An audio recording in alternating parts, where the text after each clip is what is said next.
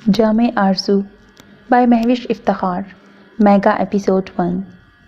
زمین پہ گرا اس کا وجود ٹھوکروں کی زد میں تھا جو اس کے جسم پہ اندھا دھند اور انتہائی بے رحمی سے لگائی جا رہی تھی۔ وہ تڑپ رہا تھا، چیخ رہا تھا، لیکن وہاں کوئی اس کا مددگار نہ تھا۔ درد کی شدت ہر ضرب پہ بڑھتی چلی جا رہی تھی۔ اس کے برینڈڈ کپڑے خاک اور خون سے اٹنے لگے تھے، جبکہ وجیح چہرے کے تیکھے اور مغرور خد و خال آنسوؤں، خون اور گرد کے پیچھے چھپ گئے تھے۔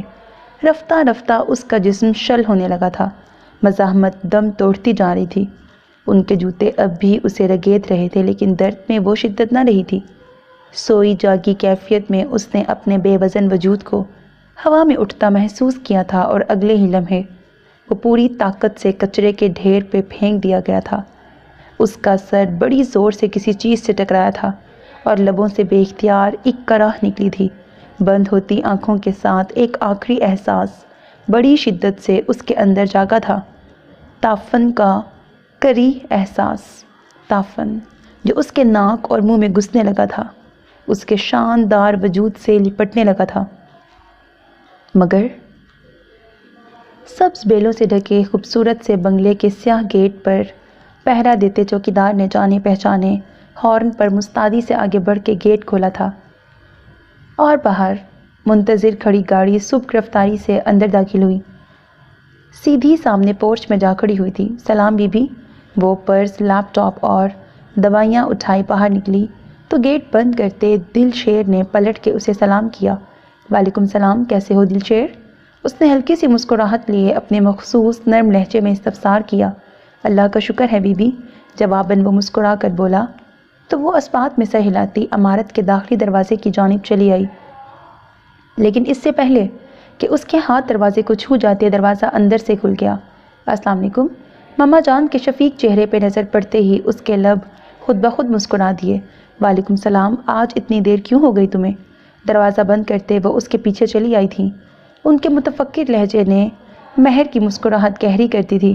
ہاتھ میں پکڑا سامان کاؤچ پہ ڈھیر کرتے وہ خود بھی قریب ہی گر سی گئی۔ بس آج پرنسپل نے اچانک میٹنگ کے لیے بلایا تھا، اس لیے دیر ہو گئی، اس نے جواب دیتے ہوئے پاس پڑا دوائیوں والا شاپر اٹھا کے ان کی جانب بڑھایا۔ آپ کی دوائیاں؟ کیا ضرورت تھی آج لانے کی، کل آ جاتی، وہ شاپر لیتے ہوئے خفگی سے بولی۔ مہر مسکراتے ہوئے جھک کر سینڈل اتارنے لگی۔ کالج میں کچھ کھایا تھا یا نہیں؟ ان کے سوال پہ اس کا جھکا سر نفی میں ہل گیا۔ صرف جوس پیا تھا۔ تو بیٹا وہ بھی نہ پیتی، خواہ کی زحمت کی۔ وہ سیدھی ہوئی تو نظریں ان کے خفا چہرے سے جا ٹکرائیں۔ ایسے ٹھنڈے میٹھے انداز میں کلاس لینا ان کا ہی خاصا تھا۔ مہر نے بے اختیار اپنی گہری ہوتی مسکراہٹ کا گلا گھونٹا۔ پاپا نے صبح اپنی شوگر چیک کی تھی؟ اس کے استفسار نے انجم بیگم کے چہرے پہ چھائی خفگی میں اضافہ کر دیا۔ ایک سوائے اپنے سب کی فکر ہے۔ ان کی فہمائشی نظروں پر اس نے ان کے کندھے پہ سر رکھ دیا۔ میری فکر کرنے کے لیے آپ جو ہیں، وہ لاڈ سے بولی تو انجم بے اختیار ایک ٹھنڈی سانس بھر کے رہ گئیں۔ میں کھانا لگواتی ہوں، تم فریش ہو جاؤ، وہ اس کا سر تھپ تھپاتے ہوئے بولی تو مہر ان کا گال چومتی اٹھ کر اپنی چیزیں سمیٹنے لگی۔ وہ کپڑے تبدیل کر کے منہ ہاتھ دھو کر ڈائننگ ٹیبل پہ آئی تو منتظر بیٹھی انجم بیگم نے اس کے آگے چاولوں کی ڈش بڑھائی۔ ابھی تھوڑی دیر پہلے زیب کا فون آیا تھا، بتا رہی تھی کہ آج جائشہ کے سسرال والوں کا فون آیا تھا، وہ اس جمعے کو منگنی کا فنکشن رکھنا چاہ رہے ہیں۔ ان کی بات پہ مہر کا چاول نکالتا ہاتھ یک لخت ساکت ہو گیا۔ میں وہاں نہیں جاؤں گی، وہ لمحے کا توقف کیے بنا سپاٹ لہجے میں بولی تو انجم بیگم کی نظریں اس کے چہرے پہ جا ٹھہریں۔ بچوں جیسی باتیں مت کرو، تم جانتی ہو کہ تمہارا وہاں جانا کتنا ضروری ہے، انہوں نے دھیمے لہجے میں اسے ٹوکا۔ مگر ماما جان، میں اس شخص، وہ شہر سے باہر گیا ہوا ہے، انہوں نے اس کی بات کاٹی۔ بہن کی منگنی تک تو لازماً لوٹ آئے گا نا؟ اس نے ہاتھ میں پکڑا چمچ واپس ڈش میں پٹکا۔ مشکل ہے، زیب بتا رہی تھی کہ کسی فورن کمپنی سے ڈیل ہو رہی ہے، اس لیے وہ شاید شرکت نہیں کر سکے گا۔ اس کے برعکس وہ مکمل طور پہ پرسکون تھی، اور اگر آ گیا تو آ جائے، ہم کیا اسے ڈرتے ہیں؟ اب کہ انہوں نے خفگی سے اسے دیکھا تو مہر کے چہرے پہ بے بسی پھیل گئی۔ مگر ماما جان، کوئی اگر مگر نہیں، تمہارا اس معاملے میں خود کو مضبوط کرنا بے حد ضروری ہے مہر، ورنہ زندگی بہت مشکل ہو جائے گی بیٹا، انہوں نے دھیرے سے سمجھاتے ہوئے اس کے ہاتھ پہ اپنا ہاتھ رکھا تو مہر بے اختیار ایک بوجھل سانس کھینچ کے رہ گئی۔ نیو یارک میں طلوع ہونے والی یہ ایک معمول کی صبح تھی۔ مارک نے اپنی بیوی جوزفین کو روز کی طرح اس کے دفتر کے باہر ڈراپ کیا تھا اور خود اپنے دفتر کی جانب گاڑی بڑھانے کو تھا کہ اس کا موبائل بج اٹھا۔ دھیان سے گاڑی ایک طرف کرتے ہوئے اس نے عجلت میں اپنا سیل فون جیب سے نکالا، جس کی اسکرین پہ کوئی انجانا نمبر جگمگا رہا تھا۔ ہیلو، کال ریسیو کرتے ہوئے اس نے ایک نظر کلائی پہ بندھی گھڑی پہ ڈالی تھی۔ مسٹر مارک بات کر رہے ہیں؟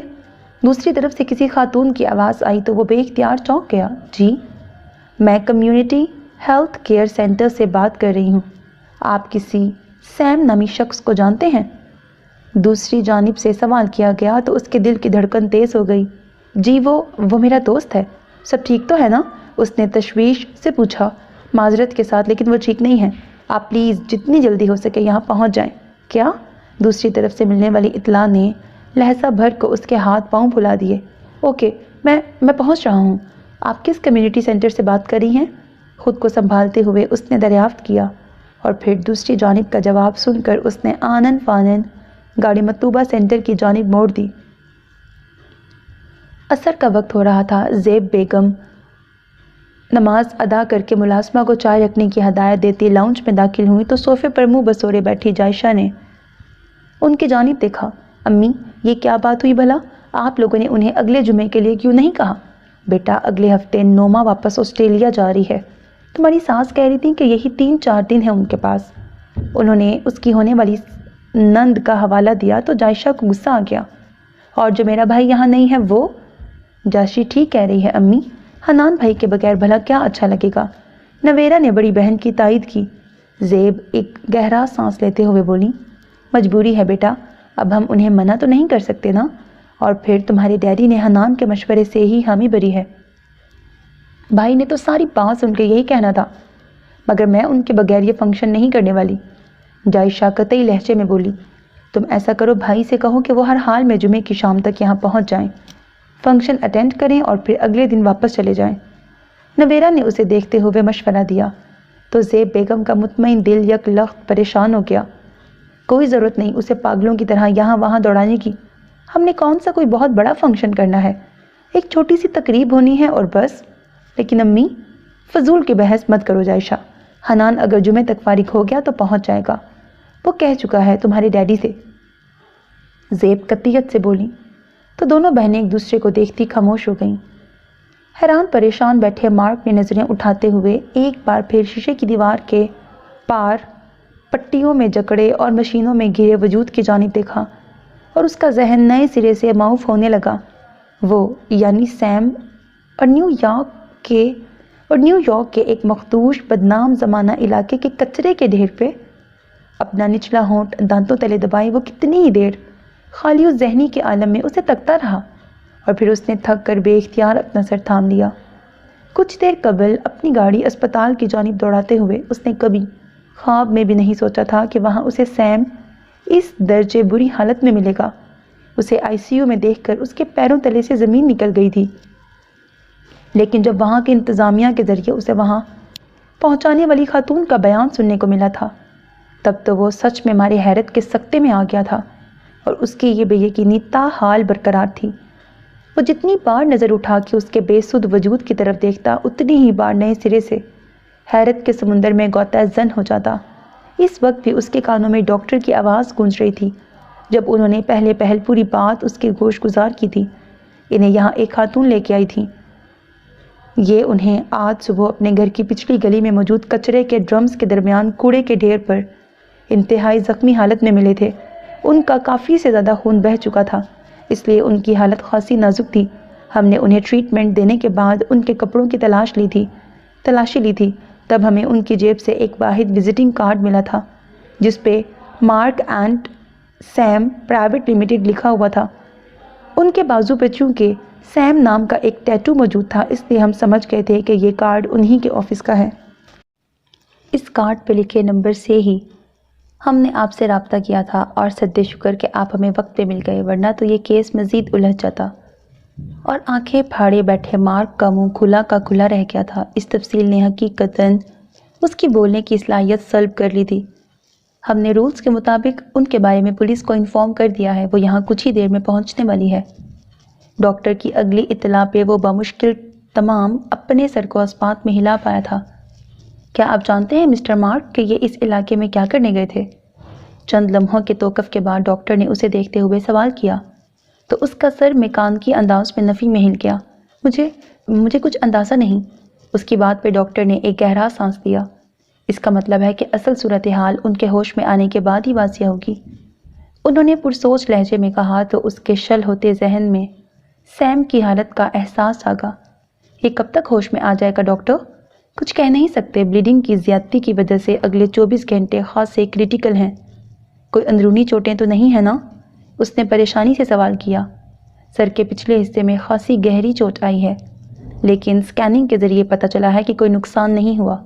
اس کے علاوہ زخم تو کافی ہیں، لیکن شکر ہے کہ کوئی اور سیریس انجری نہیں ہوئی۔ ڈاکٹر کی بات پہ اس کے دل کو تھوڑی تسلی ہوئی۔ ان کا cell phone, wallet, driving licence کچھ بھی ان کے پاس نہیں تھا۔ ڈاکٹر نے رسان سے جواب دیا تو وہ سر اسپات میں ہلاتا ان کا شکریہ ادا کر کے کمرے سے نکل آیا۔ جوزفین کو اس کے آفس میں فون کر کے مطلع کرنے کے بعد اس نے آنے والے پولیس آفیسرز کو اپنا بیان دیا تھا۔ ان کے جانے کے بعد لامتناہی سوچوں کا ایک سلسلہ تھا جس نے اس کے ذہن کو پراگندہ کر دیا تھا۔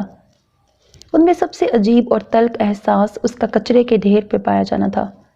یہ سب کیسے ہوا تھا؟ کس نے کیا تھا؟ اور سب سے بڑی بات، وہ کل رات اس علاقے میں کیا کر رہا تھا؟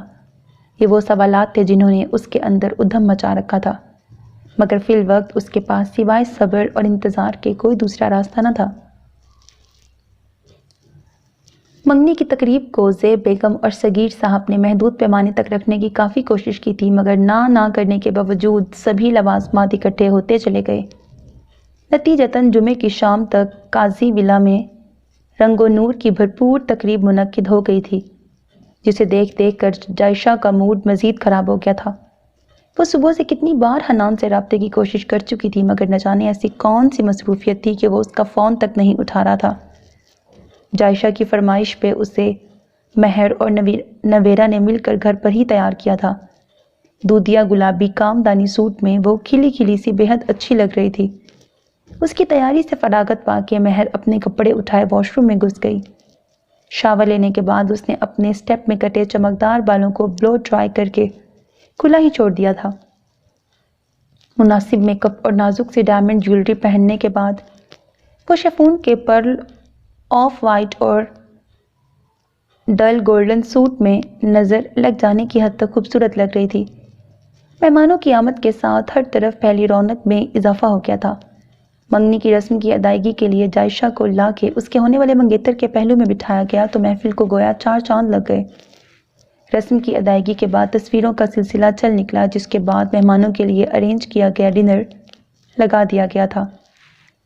زیب بیگم کی ہدایت پہ مہر اور نویرا جائشہ کو اندر لے گئیں، جہاں اس کی فرینڈز اور خاندان کی دیگر لڑکیوں نے ڈیرا جما لیا تھا۔ اندر باہر ہر طرف مسکراہٹوں اور خوشگپیوں کا سلسلہ تھا۔ مہر بھی جائشہ کی دونوں نندوں کے ساتھ لان میں کھڑی باتوں میں مصروف تھی جب انجم اور زیب اس کے پاس چلی آئیں۔ انہیں آتا دیکھ کر مہر دونوں لڑکیوں سے معذرت کرتی ماں اور خالہ کی جانب بڑھی۔ بیٹا، تم ایسا کرو، اندر جاؤ اور نجیب سے کہہ کے میرے کمرے میں رکھے مہمانوں کے تحفے باہر لے آؤ۔ زیب بیگم کی بات پہ وہ اسپات میں سر ہلاتی اندر چل دی۔ نجیب بریکٹ ملازم سے سارے تحفے اٹھوانے کے بعد وہ اسے ساتھ لیے واپس لان میں پلٹی تو وہاں خوشگوار سی ہلچل دیکھ کے ایک پل کو الجھ سی گئی، لیکن جو ہی اس کی نظر جائشہ کے سسرالیوں سے پرتپاک انداز میں ملتے حنان سے ٹکرائی، اس کا دل تیزی سے ڈوب کے ابھرا اور قدم غیر ارادی طور پہ ساکت ہو گئے۔ وہ یوں بنا بتائے پہنچ جائے گا، اس بات کا کسی کو اندازہ نہ تھا۔ بی بی جی، یہ کہاں رکھوں؟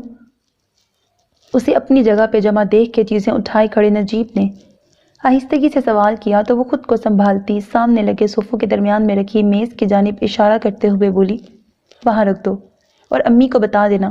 اپنی بات مکمل کر کے وہ ایک لمحے کا توقف کیے بنا پلٹ کر تیز قدموں سے اندر کی جانب بڑھ گئی۔ وہ اس شخص کی شکل تک نہیں دیکھنا چاہتی تھی، اسی لیے جائشہ کے کمرے میں جانے کے بجائے سیدھا نویرا کے کمرے میں چلی آئی تھی۔ اپنے پیچھے دروازہ بند کر کے وہ غصے میں لب بھینچے بیڈ پہ آ کے گر سی گئی۔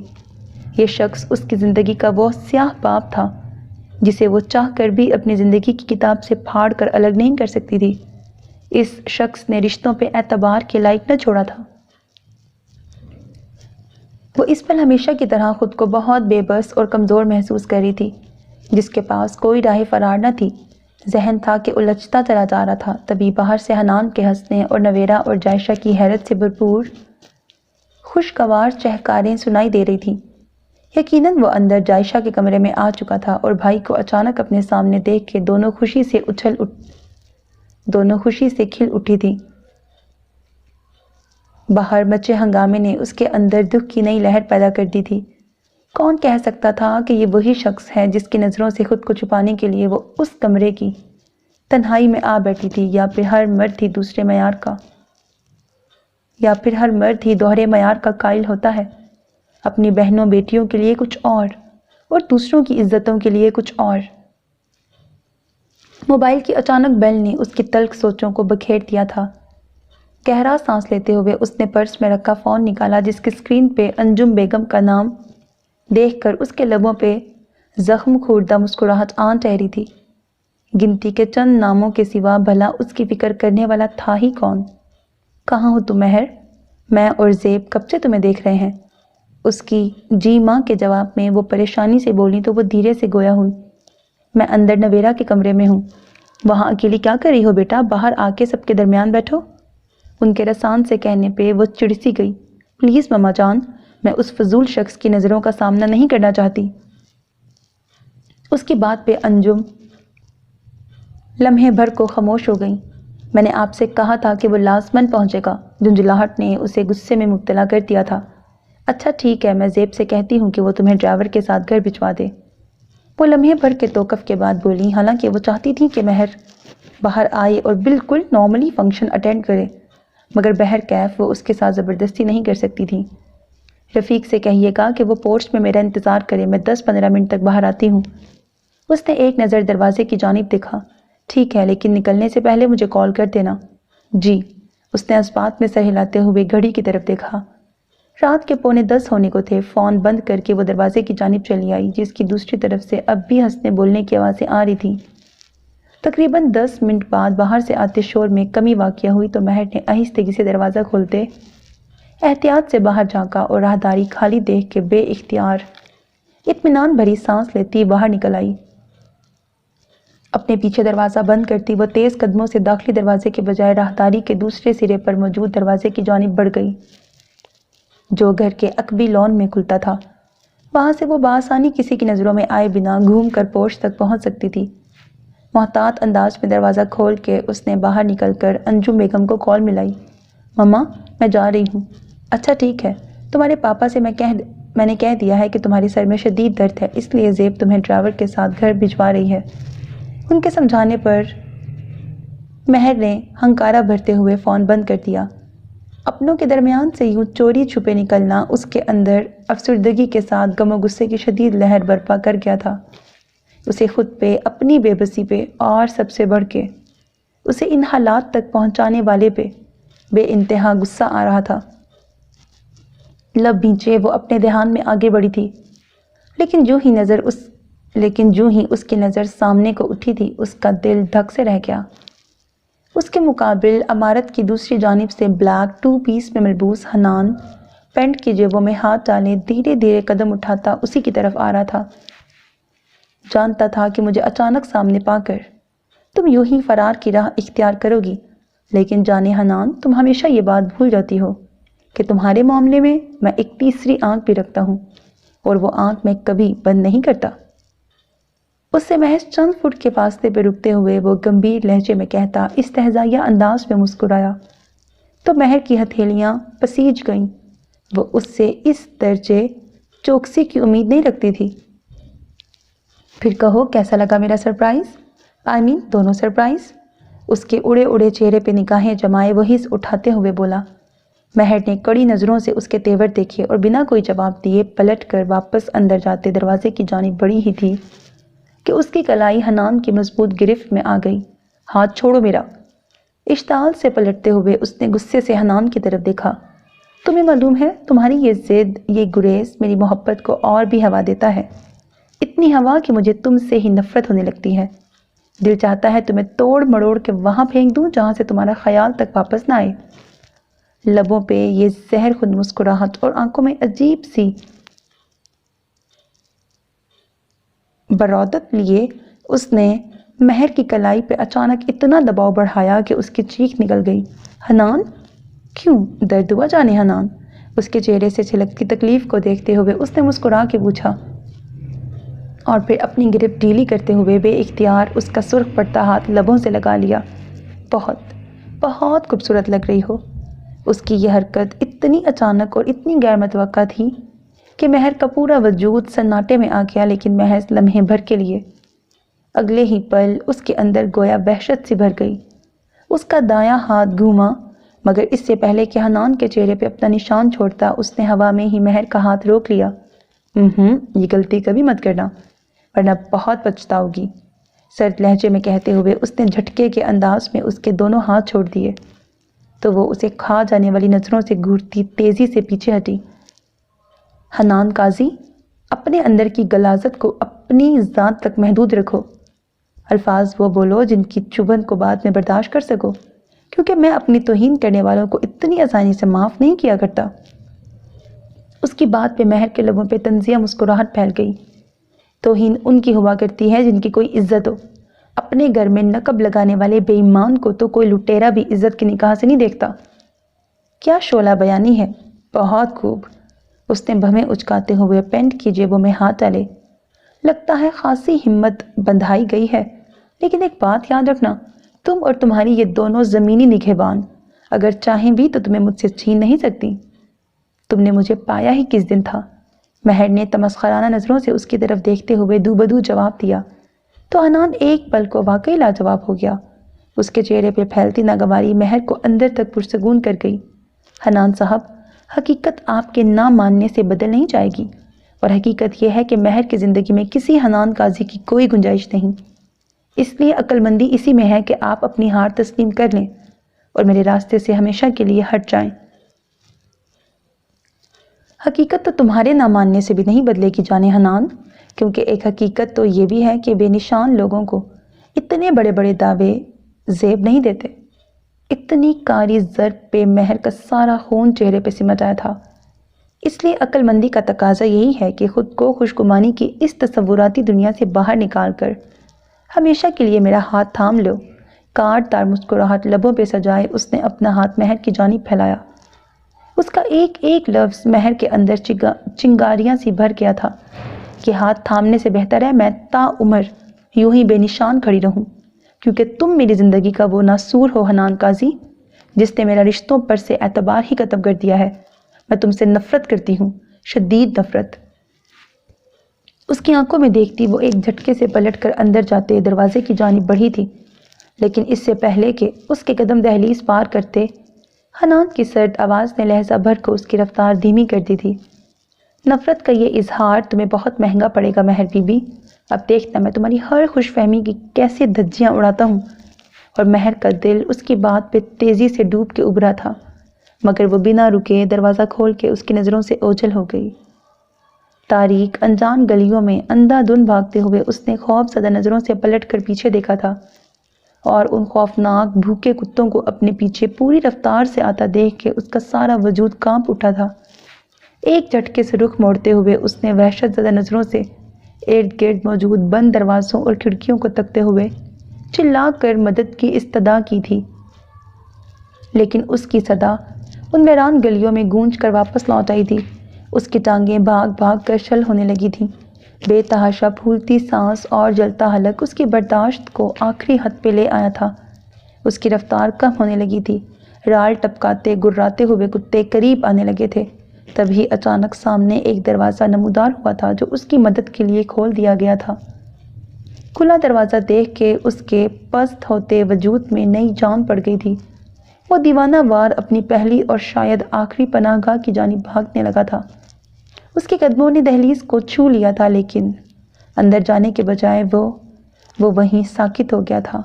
اگلے ہی پل وہ مڑا تھا اور اس نے دوسری جانب دوڑ لگا دی تھی کھلا دروازہ کھلا ہی رہ گیا تھا۔ تاریکی بڑھنے لگی تھی۔ اچانک اس کا پاؤں کسی خار تار چیز میں الجھا تھا اور وہ منہ کے بل کچرے کے ڈھیر میں جا گرا۔ تیز بدبو اس کے ناک اور منہ میں گھسنے لگی تھی، اس کے روم روم پہ قابض ہونے لگی تھی۔ وہ مارے اذیت اور کراہیت کے چلا اٹھا تھا، بچاؤ! 18 گھنٹے سے بے سدھ پڑے سیم کی آنکھیں ایک جھٹکے سے کھل گئی تھیں۔ اس کی سانس دھونکنی کی طرح چل رہی تھی جبکہ ہونٹ بالکل سوکھے پڑے تھے۔ ہونٹوں پر زبان پھیرتے ہوئے اس نے بے قراری سے اپنے سر کو جنبش دینا چاہی تھی، لیکن اس کوشش میں بے اختیار کراہ اس کے لبوں سے نکل گئی۔ اس کی آواز پہ اپنے کام میں مصروف نرس نے پلٹ کر اس کی جانب دیکھا اور اسے ہوش میں دیکھ کر وہ تیزی سے اس کے قریب چلی آئی۔ مجھے نکالو یہاں سے، یہاں بہت بدبو ہے۔ ہر طرح کی پہچان سے آری خالی نظریں اس کے چہرے پہ جمائے وہ نحیف لیکن متحوش آواز میں بولا تو نرس نے تسلی امیز انداز میں اس کا ہاتھ تھام لیا۔ ریلیکس مسٹر سیم، یہ غلاظت مجھے گندا کر رہی ہے۔ وہ دیکھو، وہ کتے مجھے نوچ کھائیں گے۔ مجھے یہاں سے نکالو، بچاؤ! وہ اچانک بے قابو ہو کے زور زور سے چلانے لگا۔ اس کے ہذیانی انداز نے نرس کے ہاتھ پاؤں پھلا دیے۔ اس نے سرعت سے آگے بڑھ کے ایمرجنسی بیل کا بٹن دبایا۔ چند ہی سیکنڈ میں ڈیوٹی پہ موجود 2 ڈاکٹرز ماں سٹاف کے وہاں بھاگے چلے آئے تھے۔ اس کی بگڑتی حالت کے پیش نظر ڈاکٹرز نے اسے سکون آور انجیکشن لگا دیا، جس کے زیر اثر وہ تھوڑی ہی دیر میں ہوش و خرد سے بیگانہ ہو گیا تھا۔ اعصاب شکن تھکن مہر کے اندر اتر آئی تھی۔ وہ چپ چاپ آگے گاڑی میں بیٹھ گئی تھی۔ انجم اور زیب اس تمام واقعے سے لا علم تھیں، سو اس نے انہیں لا علم رکھنے کا ہی فیصلہ کیا تھا۔ کیا فائدہ تھا انہیں بھی اپنے ساتھ جلانے کا؟ گاڑی کی خاموش فضا میں اس کے بے آواز آنسو قطرہ قطرہ بہتے رہے تھے، لیکن اپنے کمرے کی 4 دیواری میں پہنچ کر اس کا ضبط جواب دے گیا تھا۔ وہ پھوٹ پھوٹ کر رو پڑی تھی۔ حنان نے کچھ بھی تو غلط نہیں کہا تھا۔ کبوتر کی طرح آنکھیں بند کرنے سے بلا کی حقیقت تھوڑی بدل جاتی ہے۔ اور وہ گزشتہ کئی سالوں سے یہی تو کر رہی تھی، حالانکہ وہ جانتی تھی کہ ایسا کرتے ہوئے دنیا کی نظر میں وہ کتنی احمق، کتنی قابل رحم لگ رہی تھی، مگر وہ پھر بھی ایسا کر رہی تھی۔ زیب کے لیے، ماما جان کے لیے، پاپا کے لیے، اور شاید اپنے لیے بھی، کہ اس کے سوا اس کے پاس اور کوئی چارہ ہی نہ تھا۔ لیکن حنان کے منہ سے یہ سچائی اس کے دل و دماغ پہ کوڑے کی طرح برسی تھی، کیونکہ یہ وہ شخص تھا جس کے سامنے وہ اپنا بھرم ہر حال میں قائم رکھنا چاہتی تھی، پھر چاہے ساری دنیا کتنی باتیں کیوں نہ بنا لیتی، لیکن یہ ایک شخص کبھی نہیں۔ صابن سے اپنا ہاتھ مل مل کے دھوتے ہوئے اس کی آنکھوں سے نہ تو آنسو رک رہے تھے اور نہ ہی ہاتھ کی پشت سے ان لبوں کا احساس مٹ رہا تھا۔ آنسو، پانی، جھاگ، تینوں چیزیں اکٹھی سنک میں بہہ رہی تھیں۔ ہاتھ کی جلد سرخ ہو گئی تھی، لیکن اس کی بے قراری کو چین نہیں آ رہا تھا، اور آتا بھی کیوں کر؟ اسے کوئی ایک تو نہیں بلکہ کئی نقصان مل کے رلا رہے تھے۔ وہ نقصان جن کا گھوم پھر کر سارا خسارہ صرف اس کے حصے میں آیا تھا، اور وہ اس خسارے کو برداشت کرتے کرتے اپنی ڈھال ہو گئی تھی۔ اپنے تھکے ہوئے وجود کو گھسیٹتی وہ بیڈ پہ آ کے گر گئی تھی۔ اس کا دل شدت سے اس پل ان تمام اذیتوں سے فرار کا خواہش مند تھا، مگر چونکہ اسے بہلانے کا کوئی سامان اس کے پاس نہ تھا، اس لیے وہ ابراہیم صاحب کے کمرے سے جا کر نیند کی ایک گولی لے آئی تھی۔ پانی کے ساتھ اس گولی کو نگلتے ہوئے اسے مہر احمد کے اس انجام پہ بے اختیار رونا آیا تھا۔ کیا آپ یقین سے کہہ رہے ہیں مسٹر سیم کہ یہی سب کچھ ہوا تھا؟ آفیسر نے اس کا بیان قلم بند کرنے کے بعد بے یقینی سے اس کی جانب دیکھا جو تکیوں کے سہارے نیم دراز تھا۔ جی، وہ بنا کسی تاثر کے دھیرے سے بولا۔ تو آفیسر نے اس کے پاس کھڑے مارک کو دیکھتے ہوئے کندھوں کو خفیف سی جنبش دی۔ اس صورت میں تو کسی کے خلاف کوئی پرچہ نہیں بنتا، اور مارک جو اتنی دیر سے سیم کی کہانی سن رہا تھا بے اختیار اپنا غصہ دبا کے رہ گیا۔ وہ 101% جانتا تھا کہ سیم غلط بیانی کر رہا ہے۔ آپ کی گاڑی انشورڈ تھی؟ پولیس آفیسر نے ایک بار پھر سیم کی جانب دیکھا۔ جی، چلیں پھر خدا آپ کو جلد صحت یاب کرے۔ وہ اسے وش کرتا کمرے سے باہر نکل گیا۔ مارک جیسے پھٹ پڑا۔ تم نے آفیسر سے جھوٹ کیوں بولا؟ میری مرضی، اس کی طرف دیکھے بنا جواب دیا۔ مارک کا دماغ گھوم گیا۔ سیم، مجھے مزید پاگل مت کرو۔ تم نہیں جانتے میں نے یہ 2 دن کس ذہنی اذیت میں مبتلا رہ کے تمہارے ہوش و حواس بحال ہو جانے کا انتظار کیا ہے۔ جانتا ہوں، تو پھر تم بتاتے کیوں نہیں کہ تم اس رات اس علاقے میں کیا کر رہے تھے؟ وہ جھنجھلا کے بولا تو سیم کے وجود سے تعفن کا وہ کربناک احساس پھر سے لپٹنے لگا۔ بے اختیار مٹھیاں بھینچے اس نے اپنا بازو آنکھوں پہ رکھ لیا۔ پلیز مارک، مجھے پریشان مت کرو۔ اور مارک اسے بے بس نظروں سے دیکھ کے رہ گیا۔ تبھی موبائل کی بیل نے اس کا دھیان اپنی جانب کھینچ لیا۔ اسکرین پر جوزفین کا نام دیکھ کے اس نے فون کان سے لگا لیا۔ سنا تم نے اس شخص کا کارنامہ؟ آفیسر کو بیان دیا ہے کہ میں ایک پرانے دوست کو ڈھونڈنے اس علاقے میں گیا تھا جب اس گلی میں مجھے کچھ گنڈوں نے گھیر لیا اور مار پیٹ کرنے کے بعد میری قیمتی چیزیں چھین لیں۔ اس کی ہیلو کے جواب میں وہ کھولتے لہجے میں بولا تو آنکھیں موندے سیم نے بے اختیار اپنا نچلا لب دانتوں تلے دبا لیا۔ وہ اسے کیسے بتاتا کہ یہ ذکر اس کے لیے کتنی ذہنی اذیت کا باعث بن رہا تھا؟ کیا فضول بات کر رہی ہو؟ کیا میں نہیں جانتا کہ اس کے کتنے دوست اس کلاس سے بلونگ کرتے ہیں؟ ویسے بھی میرے پوچھنے میں بتا چکا ہے کہ اس نے جھوٹ بولا ہے۔ اس نے ایک تپتی نگاہ سامنے لیٹے سیم پہ ڈالی۔ مجھے کیا معلوم ایسا کیوں کر رہا ہے؟ میں تو خود پریشان ہو کے رہ گیا ہوں۔ وہ لہجہ بھر کو رک کر جوزفین کی بات سننے کے بعد گویا ہوا۔ اچھا یاد آیا، تم سیم کے لیے گیسٹ روم تیار کر دینا۔ ڈاکٹر نے کہا ہے کہ وہ کل چیک اپ کے بعد، کل یا پرسوں، میں تمہاری طرف نہیں جاؤں گا۔ وہ آنکھیں بند کیے اس کی بات کاٹ کے بولا۔ تو مارک نے غصے سے اس کی جانب دیکھا۔ تو کہاں جاؤ گے؟ اپنے گھر۔ بچوں جیسی باتیں مت کرو، وہاں کون تمہارا خیال رکھے گا؟ مارک نے اب کے اپنے غصے کو ایک طرف رکھتے ہوئے تحمل سے کام لیا۔ میں کر لوں گا مینج، تم جانتے ہو مجھے کسی کی پرسنل لائف ڈسٹرب کرنا پسند نہیں۔ اب کے وہ آنکھوں پر سے بازو ہٹاتے ہوئے بولا۔ اس کے چہرے کی قطعیت مارک کو ایک گہرا سانس لینے پہ مجبور کر گئی۔ وہ نہیں مان رہا۔ تم ایسا کرنا، آفس سے واپسی پہ سیم کے گھر کی ایکسٹرا چابی گھر جا کے اٹھا لینا اور وہاں جا کے گروسری وغیرہ چیک کر لینا۔ اس نے جوزفین سے کہتے ہوئے پرسوچ نظروں سے سیم کو دیکھا اور ایک آدھ مزید بات کرنے کے بعد فون بند کر دیا۔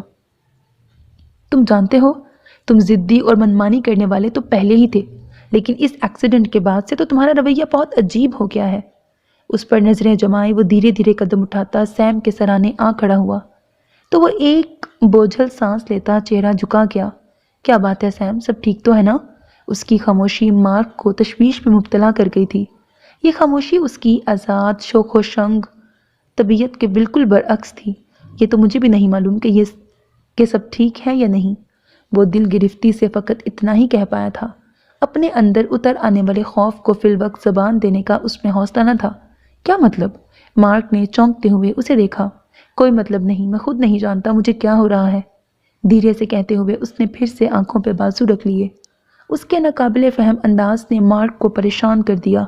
وہ کتنے ہی پل اسے الجھتی نظروں سے دیکھتا رہا اور پھر کچھ سوچتے ہوئے ڈاکٹر سے ڈسکس کرنے کے ارادے سے باہر نکل گیا۔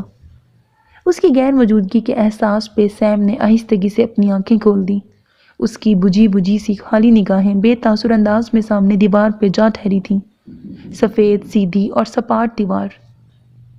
نہ جانے کیوں اس کمرے اور اس بستر پہ آ کے زندگی یکلخت ساکت ہو گئی تھی، یوں جیسے وہ کسی رولر کوسٹر سے اچانک نیچے اتر آیا ہو اور اسے لیے اوپر نیچے دائیں بائیں بھاگی چلی جا رہی تھی، تیز اور تیز، بہت تیز۔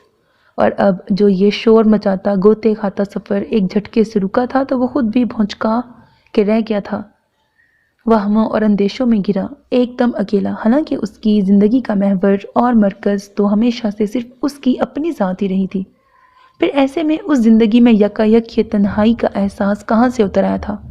وہ حیران تھا، بہت حیران۔ وہ اپنے ماں باپ کی اکلوتی اولاد تھا جس کی انہوں نے بڑے بھرپور انداز میں پرورش کی تھی، اور یہ اس کے نزدیک ان کا کوئی احسان نہ تھا۔ اس کا باپ ایک دولت مند انسان تھا، سو اگر انہوں نے اسے زندگی کی ہر آسائش مہیا کی تھی تو کوئی انوکھا کام نہیں کیا تھا۔ رہا ان کا پیار محبت تو وہ بھی ایک قدرتی امر تھا جس کے بدلے میں اس نے بھی انہیں چاہا تھا۔ پھر بھلا وہ اب اور کیا کرتا؟ کیا اس کی اپنی کوئی زندگی، کوئی خواہشات نہ تھیں؟ وہ آگے بڑھا تھا اور اپنی ترجیحات کے مطابق آگے بڑھا تھا۔ دولت کو اس نے اپنی زندگی میں اولین ترجیح پہ رکھا تھا، جس کی طاقت اور اہمیت سے وہ ہمیشہ بخوبی واقف رہا تھا۔ وہ جانتا تھا کہ امریکہ جیسے ملک میں جو طرز زندگی وہ گزار رہا ہے وہ فقط اس کے باپ کی جانب سے ملنے والی دولت کے بل پہ ہمیشہ قائم نہیں رہ سکتا۔ اس لیے اس نے اپنے دوست مارک کے ساتھ مل کر اپنی ذاتی فرم بنائی تھی جس نے اس پر کامیابی کے نئے دروازے کھول دیے تھے۔ اپنی ذات کے حوالے سے اس کے فیصلے ہمیشہ جوش کے بجائے ہوش پر مبنی رہے تھے۔ اس نے رشتے ناتوں کو کبھی بھی اپنی کمزوری نہیں بننے دیا تھا۔ نتیجتاً وہ آج اپنی مرضی کی ایک کامیاب اور بھرپور زندگی گزار رہا تھا۔ لیکن اس حادثے نے یکایک اس کامیاب اور بھرپور زندگی پر سوالیہ نشان کھڑا کر دیا تھا۔ اسے اس خوف سے دوچار کر دیا تھا جس کے بارے میں اس نے آج تک سوچا ہی نہ تھا۔ اس رات کچرے کے ڈھیر پہ صرف وہ ہی نہیں بلکہ خود سے جڑی اس کی بہت سی خوش فہمیاں بھی ڈھیر ہوئی تھیں۔ لوگوں کی ہر طرح کی گندگی نے جب اس کے تن کو بستر کی طرح چھوا تھا اور اس چپتی ہوئی نہایت تیز بدبو نے جب اس کی ناک اور منہ میں راستہ بنایا تھا، تب اسے حقیقی معنوں میں اپنی اوقات اور اپنی طاقت کا احساس ہوا تھا۔ وہ کیا تھا اور حالات اسے لمحوں میں بے بسی کی کس انتہا پہ پہنچا سکتے تھے، یہ اسے اس روز پتہ چلا تھا۔ اس خوف نے ہوش میں آنے کے بعد اس کے اندر پنجے گاڑ دیے تھے۔ اسے زندگی میں پہلی بار وقت اور حالات سے ڈر لگا تھا، اپنی موت سے ڈر لگا تھا۔ وہ مخمل کے بستر پہ پیدا ہوا تھا، لیکن اسی مخمل کے بستر پہ مرتا یہ ضروری نہیں تھا۔ اس روز اگر اسے اس کچرے کے ڈھیر پہ موت آ جاتی یا پھر اس کا بے ہوش وجود ہی چوہوں اور آوارہ کتوں کی خوراک بن جاتا تو کیا ہوتا اس کا؟ کیا وہ اگلی صبح ایک کٹی پھٹی لاوارث لاش کی صورت لوگوں کو ملتا جس سے وہ خوف کھاتے پولیس کے حوالے کر دیتے؟ کیا اس نے اپنا ایسا ہی بھیانک انجام تصور کیا تھا؟ یقیناً نہیں۔ لیکن خود مختاری اور آزادی کی جس زندگی کا وہ پرورتا تھا، اس کا ایک نہ ایک دن اور کہیں نہ کہیں ایسا ہی تنہا اور گمنام خاتمہ ہونا تھا، اور یہ ایک طے شدہ بات تھی، مگر اسے اس شفاف حقیقت کا احساس زخمی حالت میں اس بستر پہ پہنچنے کے بعد ہوا تھا، اور اس جان لیوا احساس نے اس کے اندر سے سود و ضیاع کے ہر حساب کو ختم کر دیا تھا، یہاں تک کہ وہ اس وجہ کو بھی فراموش کر گیا تھا جو اس حادثے کا سبب بنی تھی۔ اس رات وہ وہاں کیسے پہنچا تھا اور اس کے ساتھ کیا ہوا تھا، ہر بات، ہر چیز بے معنی ہو کے رہ گئی تھی۔ اس کی زندگی کی ترجیحات نے یکایک جیسے پلٹا کھایا تھا۔ عمارت، سٹائل، دوست، عورت اس فہرست میں کہیں نیچے چلی گئی تھی، اور ان سب پہ حاوی ہو گیا تھا فقط ایک موت کا احساس، موت جو اپنے شکار کو مہلت نہیں دیتی، موت جس کا ذائقہ سب نے چکھنا ہے۔ تم نے مجھے پایا ہی کس دن تھا؟ تم میری زندگی کا ناسور ہو، میں تم سے نفرت کرتی ہوں، شدید نفرت۔ آئینے کے سامنے کھڑے حنان نے پرفیوم سپرے کر کے بوتل زور سے ڈریسنگ ٹیبل پہ پٹکی تھی۔ ٹھیک ہے مہر صاحبہ، آج اس آنکھ مچولی کا بھی اختتام کرتے ہیں۔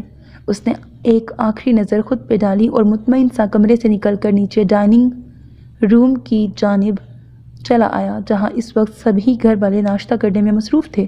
السلام علیکم۔ سب کو سلام کرتا وہ باپ کے بائیں جانب اپنی مخصوص کرسی کی طرف بڑھا تھا۔ وعلیکم السلام، کیسے ہو بیٹا؟ صغیر صاحب نے اخبار پر سے نظریں ہٹاتے ہوئے بیٹے کو دیکھا۔ فائن ڈیڈی، میں کل ڈیل فائنل کر کے آیا تھا۔ آپ یہ مت سمجھیے گا کہ سرپرائز کے چکر میں میں کام کسی اور کے ذمہ چھوڑ آیا ہوں۔ وہ بیٹھتے ہوئے بولا تو صغیر صاحب مسکرا دیے۔ تمہیں مجھ سے بہت سے گلے صحیح، لیکن تمہارے پروفیشنلزم پر میں نے کبھی شک نہیں کیا۔ چنے شکر ہے آپ کو میری کوئی ادا تو بھائی۔ اس نے سلائس پلیٹ میں رکھا۔ صبح صبح کوئی تلخ بات نہیں۔ نویرا نے نرمی سے ٹوکتے ہوئے بھائی کے لیے پلیٹ میں انڈا نکالا۔ کل مہر نظر نہیں آئی مجھے، کیا اس نے فنکشن اٹینڈ نہیں کیا؟ اس نے ایک نظر چائے بناتی زیب بیگم پہ ڈالتے ہوئے نویرا کی جانب دیکھا۔ اس کے منہ سے مہر کا نام سن کے حسب توقع زیب کا چہرہ تن گیا، جسے حنان نے دزدیدہ نگاہوں سے دیکھتے ہوئے خاصا حس اٹھایا تھا۔ نہیں ایسا ہو سکتا ہے بھلا؟ جاشی کو آپی اور میں نے ہی مل کے تیار کیا تھا۔ نویرا کے جواب پر اس نے چونکنے کا تاثر دیا۔ اچھا، تو پھر وہ مجھے نظر کیوں نہیں آئی؟ اس کے سر میں درد تھا، اسی لیے وہ جلدی چلی گئی تھی۔ جواب نویرا کے بجائے زیب بیگم کی طرف سے آیا تھا، تو حنان کی سرد نگاہیں ان کی پرتپش نگاہوں سے جا ٹکرائیں۔ جلدی چلی گئی تھی یا بھیج دی گئی تھی؟ اس کے استہزائیہ انداز نے زیب بیگم کو اندر ہی اندر خائف کر دیا۔ کیا مطلب؟ انہوں نے ایک اچٹتی نظر صغیر صاحب پہ ڈالی۔ حنان انہیں کوئی جواب دیے بنا باپ کی جانب رخ پھیر گیا۔ پتہ نہیں آپ لوگوں نے محسوس کیا ہے یا نہیں، لیکن مجھے لگتا ہے انجم آنٹی کو مہر کا یہاں زیادہ آنا پسند نہیں۔ ایسا کیسے ہو سکتا ہے بھلا؟ صغیر صاحب نے الجھ کر بیوی کی جانب دیکھا، جو خود بھی حنان کی اس بات سے پریشان ہو گئی تھی۔ جائشہ اور نویرا بھی ہاتھ روکے بھائی کی طرف متوجہ تھیں۔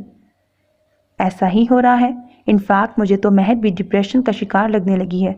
وہ اپنی بات پہ زور دیتے ہوئے بولا تو صغیر صاحب پریشان ہو گئے۔ ہو سکتا ہے بیٹا، آخر وہ بھی تو انسان ہی ہے۔ تو آپ لوگ اس مسئلے کا حل کیوں نہیں کرتے؟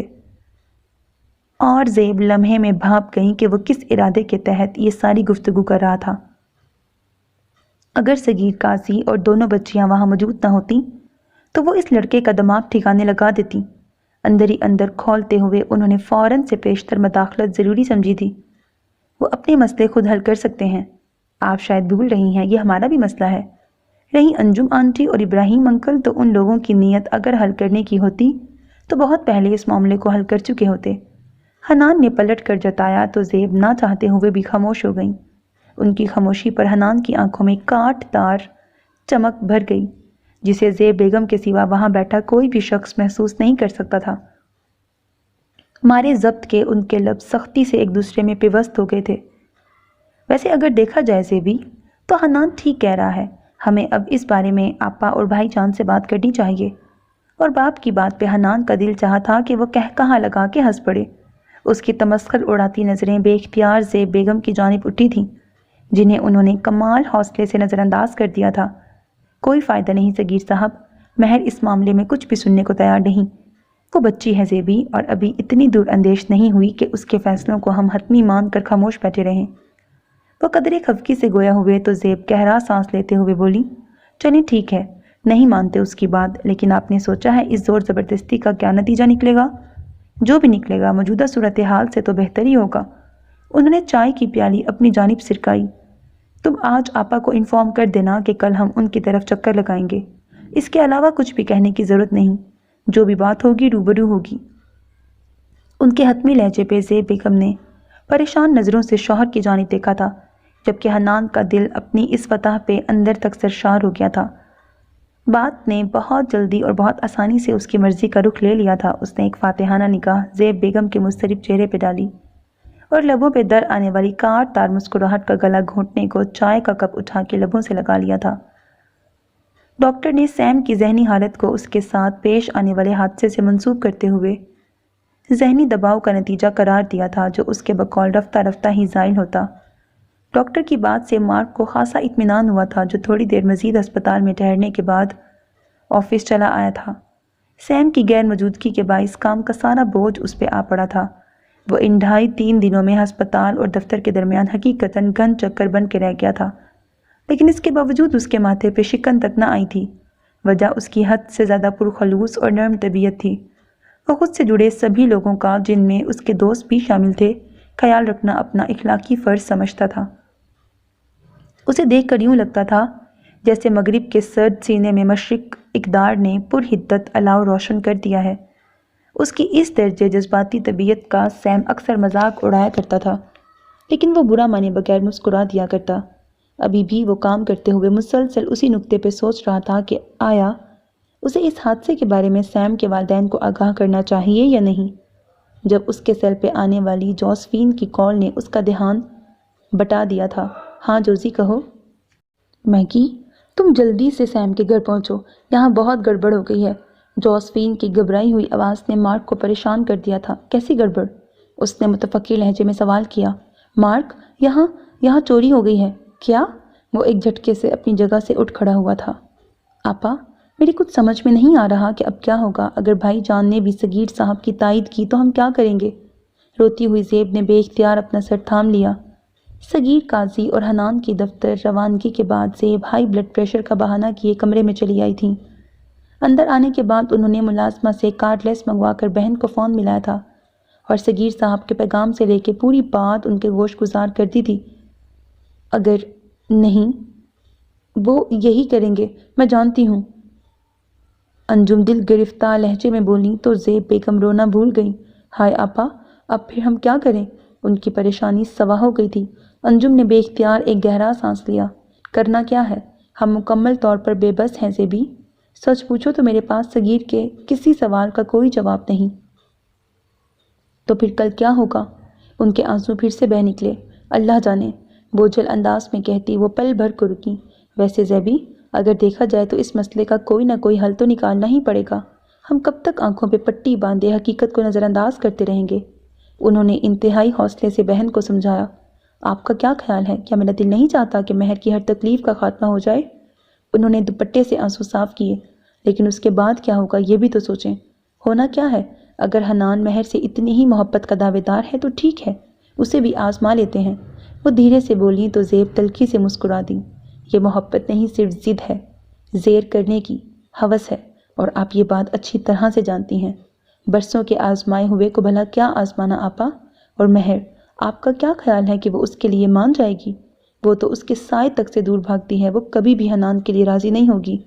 ان کی بات پر انجم بیگم کو تھکن اپنے روم روم میں اترتی محسوس ہوئی۔ زندگی اس عمر میں آ کے اتنی تلخ، اتنی مشقت بری ہو جائے گی، میں نے کبھی سوچا بھی نہیں تھا۔ زیبی نہ جانے اللہ نے ہم دونوں بہنوں کی قسمت میں اولاد کا سکھ کیوں نہیں لکھا۔ ان کے دل گرفتہ لہجے پر زیب بیگم کی آنکھیں نئے سرے سے بھر آئیں۔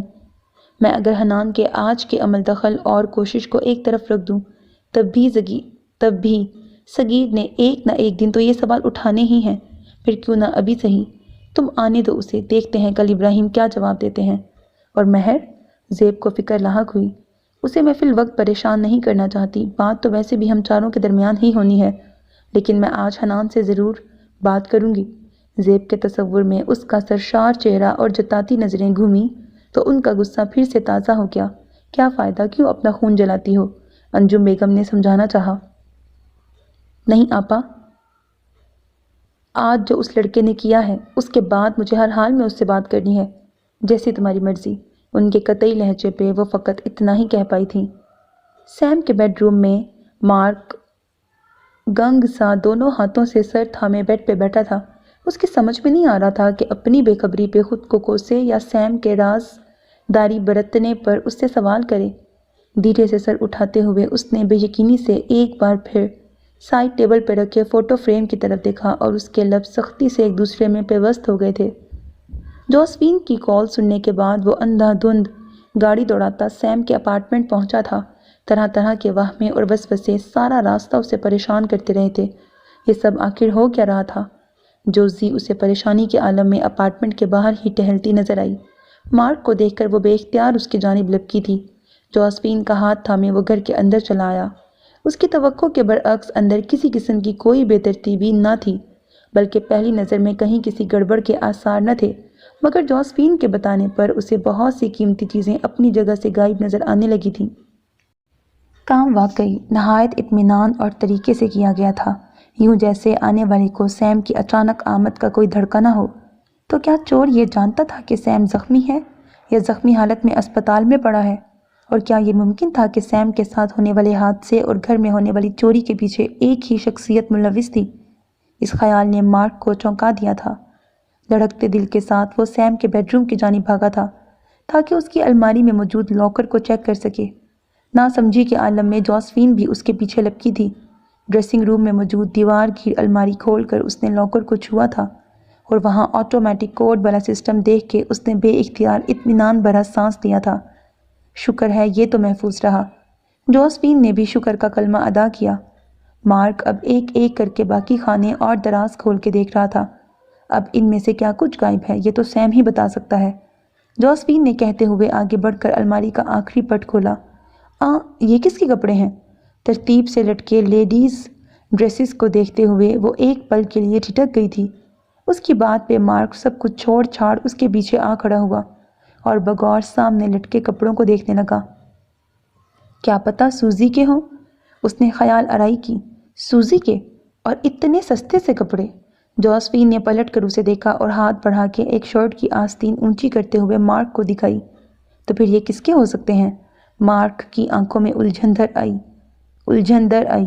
اس نے جوسفین کو ایک طرف کیا اور آگے بڑھ کے اندر موجود دیگر خانوں کو کھنگالنے لگا، مگر سوائے ایک ٹوٹے ہوئے پرس اور 2 جوڑی سستے سے استعمال شدہ جوتوں کے وہاں اور کچھ نہ تھا۔ اس دوران جوسفین اندر بیڈ روم میں جا چکی تھی۔ مارک، جلدی ادھر آؤ۔ چند لمحوں بعد اسے جوزی کی پکار سنائی دی تو وہ تیزی سے کمرے کی جانب پلٹا جہاں جوسفین سائڈ ٹیبل کے پاس ہاتھ میں فوٹو فریم لیے کھڑی تھی۔ یہ سیم کے ساتھ کون ہے؟ اور مارک نے آگے بڑھ کے فریم اس کے ہاتھ سے لے لیا جس میں ایک مسکراتا ہوا گندمی چہرہ سیاہ چمکتے بالوں کے درمیان سیم کے شانے سے ٹکا ہوا تھا۔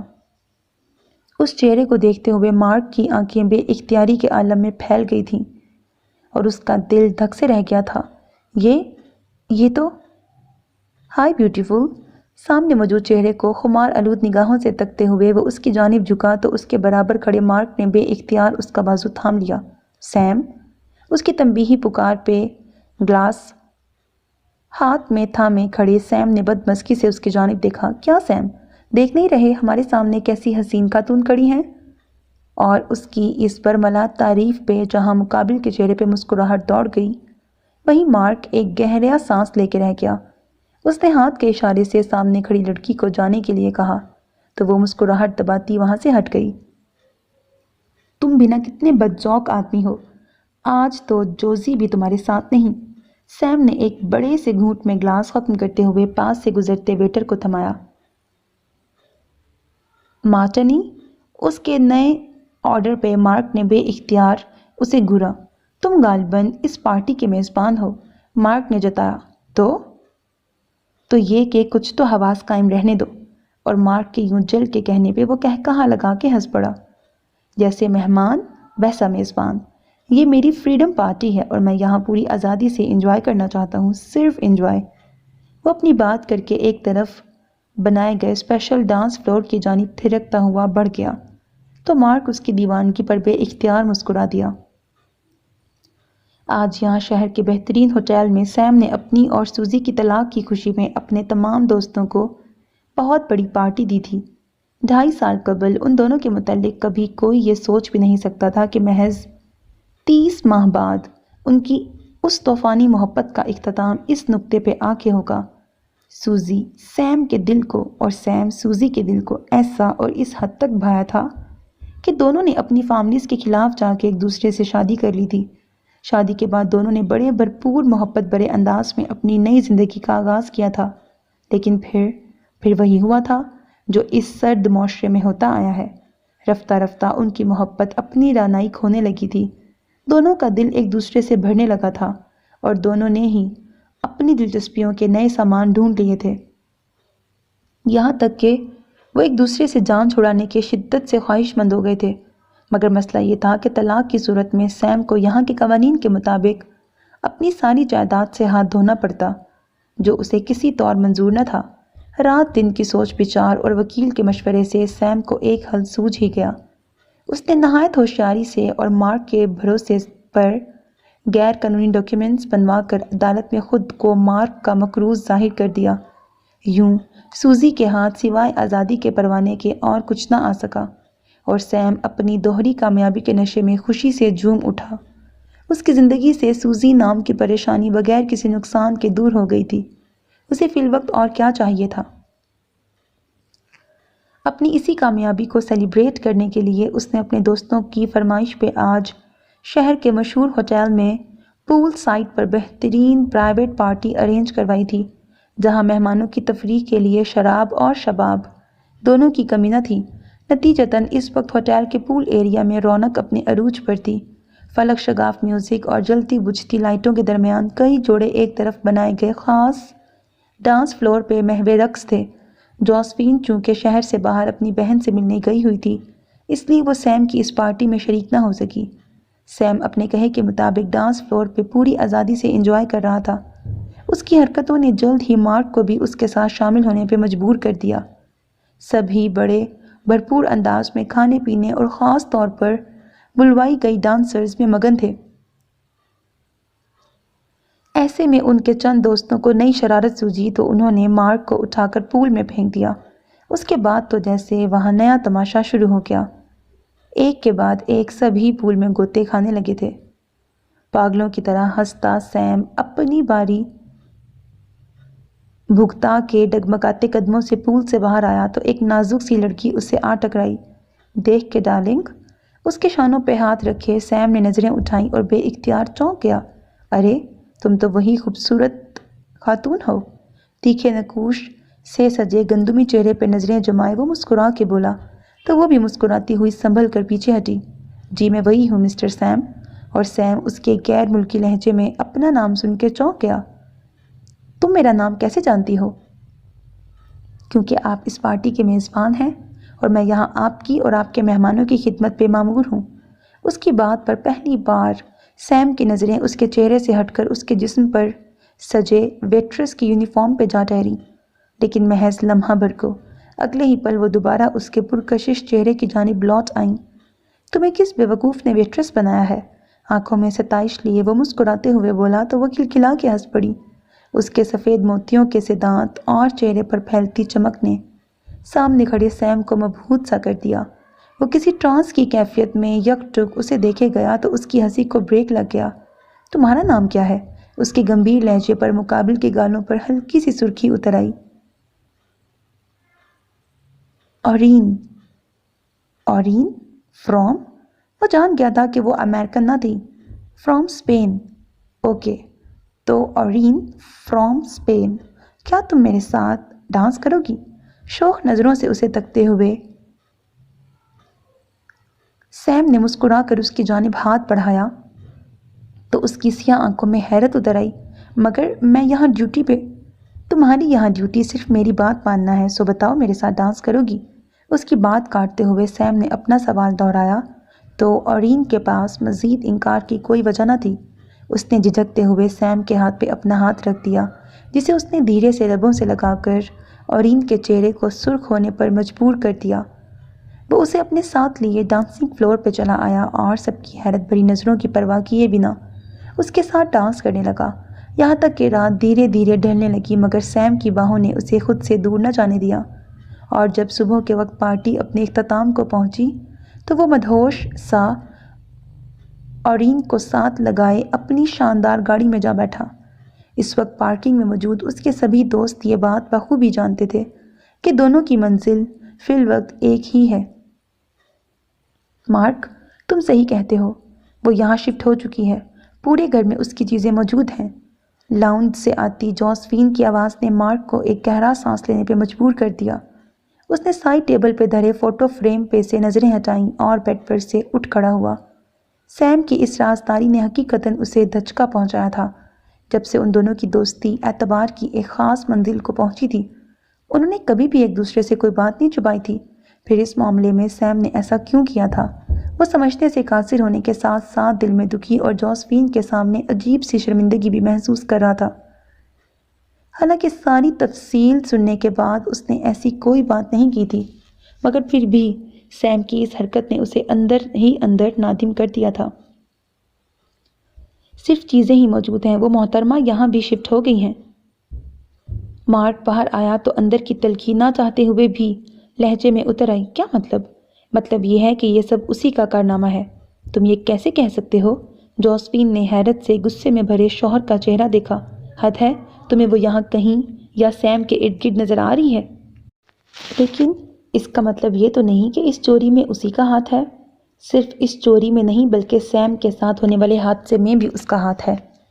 مارک یقین سے بولا تو جوزفین کی آنکھوں میں موجود حیرت دو چند ہو گئی۔ اگر ایسی بات ہوتی مارک، تو بھلا سیم اس لڑکی کو بخشتا؟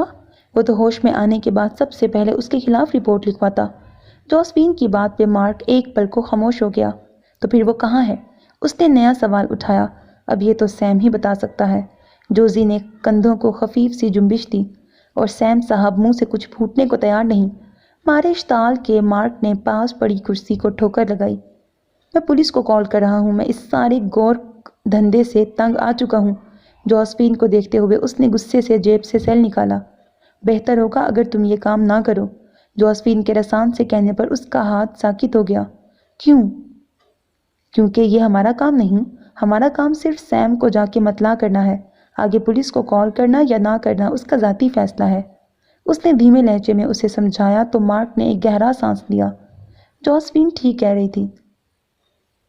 معاملے کو پولیس تک پہنچانا واقعی ایک بڑا فیصلہ تھا جسے کرنے کا حق صرف سیم کو تھا۔ ویسے بھی جس حد تک رازداری وہ اس سے برت چکا تھا، اس کے بعد تو پتہ نہیں سیم کو اس کی اس درجے مداخلت پسند آتی بھی یا نہیں۔ تم ٹھیک کہہ رہی ہو، ہمیں سیدھا سیم کے پاس جانا چاہیے، اس نے قدرے پرسکون آواز میں کہا تو جوزی نے اطمینان کی سانس لی اور پھر اپنا پرس اٹھائے اس کے ساتھ باہر نکل گئی۔ رات آدھی سے زیادہ بیت چکی تھی جب حنان کی گھر میں آمد ہوئی۔ پورچ میں اس کی گاڑی رکنے کی آواز پہ اپنے کمرے میں اس کی منتظر زیب بیگم نے ایک نظر سوئے ہوئے صغیر صاحب پہ ڈالی اور آہستگی سے اٹھ کر باہر چلی آئیں۔ انہوں نے آج سارا دن جس اعصاب شکن کیفیت میں گزارا تھا وہ اس پل سوا ہو گئی تھی۔ تیز قدموں سے چلتی وہ سیڑھیاں اتر کر لاؤنج میں داخل ہوئی تھیں۔ سے سامنے موجود داخلی دروازہ کھلا اور حنان نے اپنے دھیان میں اندر قدم رکھا تھا، لیکن جو ہی اس کی نظر زیب بیگم پہ پڑی تھی اس کی بھویں استہزائیہ انداز میں اوپر اٹھ گئیں اور لبوں پہ بڑی دل جلانے والی مسکراہٹ آن ٹھہری تھی۔ اس نے پلٹ کر اپنے پیچھے دروازہ بند کر کے لاک لگایا اور اطمینان سے چلتا ان کے مقابل آ کھڑا ہوا۔ السلام علیکم، جیبوں میں ہاتھ ڈالے وہ پرسکون انداز میں بولا تو زیب کا ضبط جواب دے گیا، تم کیا سمجھتے ہو تم یہ تماشا کھڑا کر کے اپنا مقصد پا لوگے؟ میرے صبر کو اتنا مت آزماؤ حنان کہ میں تمہارے کردار کی اصلیت تمہارے باپ کے سامنے کھولنے پہ مجبور ہو جاؤں۔ غصے سے سرخ آنکھیں اس پہ جمائے وہ دھیمے لیکن سرد لہجے میں بولی تو حنان کی مسکراہٹ گہری ہو گئی۔ آپ کے جو جی میں آئے وہ کریں، لیکن ایک بات یاد رکھیے گا، آپ کچھ بھی ثابت نہیں کر سکتی، جبکہ میں ہر بات بآسانی مہر سے منسوب کر سکتا ہوں۔ اور اس کی بات پہ زیب بیگم کا دل دھک سے رہ گیا۔ میں کبھی خواب میں بھی نہیں سوچ سکتی تھی کہ تم اتنی گری ہوئی بات کر سکتے ہو۔ انہوں نے دکھ میں ڈوبی بے یقین نظروں سے اس کی جانب دیکھا۔ کیا کریں، وہ کہتے ہیں نا، محبت اور جنگ میں ہر چیز جائز ہے۔ اس نے کندھوں کو خفیف سی جنبش دی۔ مت بھولو حنان کہ مارنے والے سے بچانے والی ذات ہمیشہ برتر رہی ہے۔ میں ابھی زندہ ہوں اور میری مرضی کے خلاف بہر کیف کچھ نہیں ہو سکتا۔ آپ اپنی مرضی کر چکی، اب میری باری ہے، دیکھتا ہوں کون میری راہ کھوٹی کرتا ہے۔ ان کی آنکھوں میں دیکھتا وہ دو بدو گویا ہوا، اپنی راہ کھوٹی کرنے والے تم خود ہو، تمہارا گندا کردار ہے۔ کل کو اگر حالات تمہاری مرضی کا رخ لے بھی لیتے ہیں تب بھی مہر کم از کم تمہارے حق میں فیصلہ دینے والی نہیں۔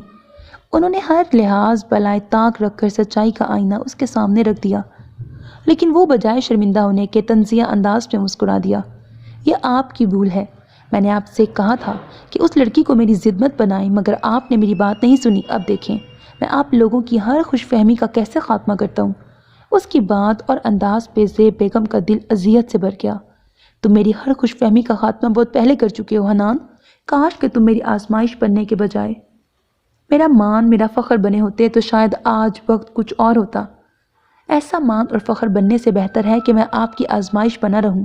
مجھے ویسے بھی گاسپوں سے ہاتھ ملانے کی عادت نہیں، کاٹ تار لہجے میں وہ کہتا آگے بڑھ گیا تھا اور زیب اس کے وار کی سختی پہ اپنا نچلا لب دانتوں سے دبا گئی تھی۔ ان کی آنکھیں نہ چاہتے ہوئے بھی بھر آئی تھیں۔ یا اللہ مجھے حوصلہ دے، میری مدد فرما میرے مالک۔ بہتے اشکوں کے درمیان وہ ہمیشہ کی طرح صرف اپنے رب کو ہی پکار پائی تھی۔ اس لڑکے کی ہر دھرمی اور ان کی قسمت مزید کیا رنگ دکھانے والی تھی، ان کا دل یہ سوچ کر ہی ہولنے لگا تھا۔ رات کا ایک بڑا حصہ گزر چکا تھا مگر نیند انجم بیگم کی آنکھوں سے کوسوں دور تھی۔ نہ سوچوں میں کوئی ربط تھا اور نہ دل و دماغ کو یکسوئی حاصل تھی۔ گزرے وقت کی تلخیوں کو یاد کر کے کبھی آنکھیں زاروں کی طرح برسنے لگتی تھیں اور کبھی آنے والے وقت سے جڑے تمام خوف انہیں یوں منجمد کر ڈالتے کہ ان پر وحشت میں ڈوبے بنجر صحرا کا گمان ہونے لگتا۔ دراصل وہ آج تک اپنے فیصلے کے لیے خود کو معافی نہیں کر پائی تھیں، اور کرتی بھی کیسے؟ اولاد کی ہر تکلیف آپ کو نئے سرے سے پچھتاوے کے چرکے لگاتی ہے، یوں کہ آپ ساری زندگی کے لیے اپنی ہی نظروں میں مجرم بن جاتے ہیں۔ جرم کا ایسا ہی اذیت ناک احساس دن رات انجم بیگم کو بھی کھائے جا رہا تھا۔ ان کی ایک غلطی نے مہر کی زندگی کو ایسے امتحان سے دوچار کر دیا تھا جس کا انہوں نے کبھی تصور بھی نہ کیا تھا۔ انہیں آج بھی اس دن کا ایک ایک لمحہ یاد تھا جب اپنی محبت اور خلوص کے ہاتھوں مجبور ہو کے انہوں نے ایک ایسے کام کے لیے رضامندی دے دی تھی جو وہ جانتی تھی کہ اتنا مناسب نہ تھا، لیکن یہ بھی ایک حقیقت تھی کہ اگر آج بھی وقت انہیں اسی جگہ اور انہی حالات میں دوبارہ لے جاتا اور ان کے سامنے ان کی بیمار والدہ اپنی ایک بظاہر بے ضرر سی خواہش کا اظہار اسی مان سے کرتی تو شاید وہ آج بھی ان کی خواہش کا احترام اسی طرح کرتی جس طرح انہوں نے اس روز کیا تھا جب اماں جان کا نرم و نحیف ہاتھ ان کے ہاتھ پہ آن ٹھہرا تھا۔ انجم میری ایک بات مانو گی؟ جی اماں۔ انہوں نے پاس بیٹھی ماں کی جانب محبت سے دیکھا تھا جو محض چند ہی ماہ میں گھل کر عادی ہو گئی تھی۔ سچ ہے اولاد کا غم اچھے اچھوں کو ختم کر کے رکھ دیتا ہے، جبکہ وہ تو پہلے ہی ایک ناتواں سی عورت تھی جنہیں ان کے شریک سفر جوانی میں ہی دو کم سن بچیوں کے ساتھ دنیا کے سرد و گرم جھیلنے کو تنہا چھوڑ گئے تھے۔ گو کہ ان کے وفات کے بعد اس وفاداری اور انسانیت کے دور میں ان کے مرحوم شوہر کے بہن بھائیوں نے ان کا اور ان کی بچیوں کا بھرپور طریقے سے خیال رکھا تھا، مگر جو مان اور جو بھروسہ ایک شوہر اور ایک باپ کی موجودگی میں زندگی پر کیا جا سکتا ہے وہ حاجی صاحب کے ساتھ ہی اس دنیا سے رخصت ہو گیا تھا، لیکن پھر بھی سد شکر تھا کہ ان کی زندگی بہت اچھے اور باوقار انداز میں گزر رہی تھی۔ بڑے ہونے پر انجم کا رشتہ ان کے تایا نے اپنے اکلوتے بیٹے ابراہیم کے لیے مانگ لیا تھا۔ یوں وہ بڑی خوشیوں اور دھوم دھام سے بیاہ کر اپنے تایا کے گھر چلی گئی تھی۔ ابراہیم جو ویسے ہی اپنی چچی کا اپنی ماں کی طرح احترام کرتے تھے اور زیب کو اپنی چھوٹی بہنوں کی طرح چاہتے تھے، انہوں نے شادی کے بعد نفیسہ بیگم کی زندگی میں صحیح معنوں میں ایک بیٹے کی کمی پوری کر دی تھی، جس پہ وہ اپنے رب کی بے حد شکر گزار تھیں۔ زیب کے سمجھدار ہونے پہ جب ان کے لیے ایک غیر خاندان سے رشتہ آیا، تب ابراہیم صاحب نے ہی ہر طرح کی ضروری چھان بین کروا کے نفیسہ بیگم کو مطمئن کیا، جس کے بعد زیب رخصت ہو کے اپنے گھر چلی گئیں۔ بیٹیوں سے فراغت کے بعد اماں جان ابراہیم اور انجم کے بے حد اصرار کے باوجود ان کے گھر منتقل نہ ہوئیں۔ وہ ان نازک رشتوں کی اونچ نیچ سے بخوبی واقف تھیں، اسی لیے انہوں نے اپنے ہی گھر میں اپنے پرانے اور قابل بھروسہ ملازمین کے ساتھ رہنے کو ترجیح دی تھی۔ وقت کچھ اور آگے سرکا تھا اور تب اچانک حالات نے ایک ایسی کروٹ لی تھی کہ ان سب کی پرسکون زندگیوں میں ہلچل برپا ہو گئی تھی۔ وار اتنا کاری تھا کہ ہفتوں وہ خود کو سنبھال نہ پائے تھے، لیکن آخر کب تک نہ چاہتے ہوئے بھی ان سب کو سنبھلنا پڑا تھا۔ مگر اماں جان کے ناتواں وجود میں گزری طاقت اور ہمت پھر لوٹ نہ پائی تھی۔ اس کڑی آزمائش نے انہیں توڑ کے رکھ دیا تھا اور وہ محض چند ہی ماہ میں بستر سے آ لگی تھیں۔ سوچوں اور پریشانیوں نے ان کی صحت کو گھن کی طرح کھا لیا تھا۔ انجم اور ابراہیم ہر ممکن طریقے سے ان کی تسلی و تشفی میں لگے رہتے، لیکن درد میں ڈوبا ان کا دل کسی طور سنبھلنے میں نہ آتا تھا۔ پھر ایک روز ایک خیال نے اچانک ہی ان کا دامن تھام لیا، جس کے محض تصور سے ہی ان کی بے چین روح کو قرار سا آنے لگا۔